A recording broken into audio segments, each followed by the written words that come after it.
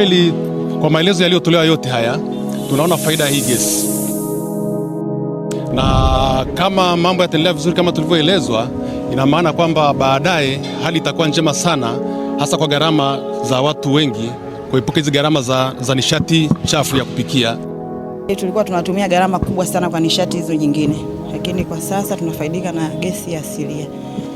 At least hata ukiwa na 1000 unanunua, unapika, tofauti na zamani mpaka uwe na shilingi 25,000. Kwa kweli tunashukuru sana sana kupita maelezo. Hadi kama huu ambao umefadhiliwa na REA unaonesha jinsi gani sasa tunavyoweza sisi wenyewe wa Tanzania kujenga nchi yetu, lakini uhalisia REA kwa kweli iendeleze hii kazi nzuri.